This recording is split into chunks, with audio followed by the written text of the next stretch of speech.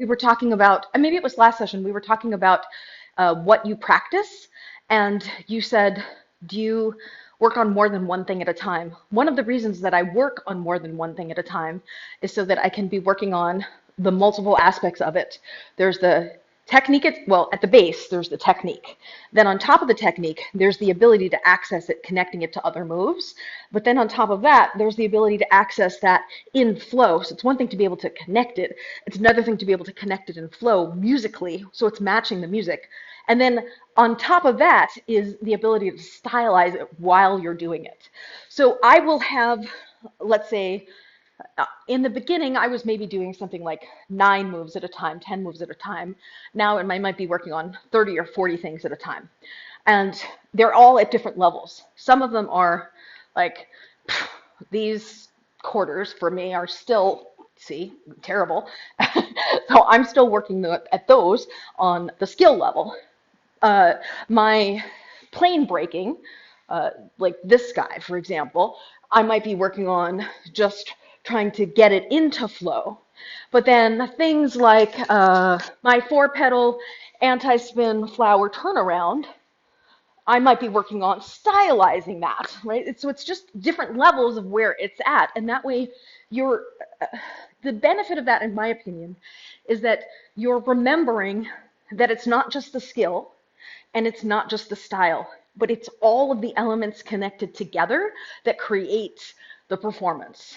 Because the performance is a bit, I think performance is most effective when you see contrast, speed changes, height changes, energetic changes. I mean, just it would be the same if I sat here and said this sentence with the same tonality, as opposed to having some dynamic way of speaking that engages you more. It's the same thing when you're engaging in the performance. When you're looking to do that contrast in a way that an audience can follow, if you have an audience like me, I might be able to track really complicated moves. If you have a lay person, there's a reason that the buzzsaw is the, most well applauded move out there in performances in front of muggles. It's easy to understand. There's no complexity to it, but it looks super dangerous on fire, right? So you want to have I believe, you want to have a combination of simpler moves that the audience can track. This is why butterflies can be super effective. I mean, this is boring, right? But if I'm doing this and I'm jumping with it, I have seen some amazing performances where the place the crowd went the craziest was not the craziest trick, but when the artist went back to literally jumping up and down, hitting the bottom of the beat with the butterfly. The butterfly, it's so basic. It's just 2 circles. So there's a way in which you have to think about you are no longer a muggle. You've demystified it. You've taken this thing that was, it was this, wow, that's incredible, it's magic. And now because you know something about it, you have a draw to it from your very biased perspective of wanting to have deeper, subtler, more intricate tricks. There's a thing to remember that if you're trying to perform for an audience, they don't know what the hell you're doing. You've got to give them breadcrumbs so that they can follow the trail. Otherwise, there's like, wow, I don't know what I just saw. That was overwhelming. My friend, who is a coach, and not a poi coach per se, has seen me perform over decades.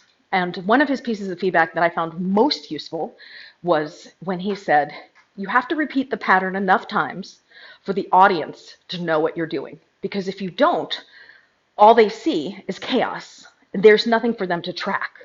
Thus, you want to do at least 3 or 4 repetitions of it in most cases. Now, this is performing for a muggle audience. This is not if you're going to a fire festival and you're trying to impress your flow friends. This is for normal people who don't have a lot of exposure to it. You want to, I mean, it's kind of like when you're teaching a class. Tell them what you're going to tell them. Tell them what you told them. It's the same concept in performance. So you might introduce the butterfly early on in the set, then do a bunch of other things, and then you may come back to your butterfly, but maybe you make it more complex. So this is still a butterfly, but now it's in split time and it's extended. So it's the same concept, but it's now more expansive.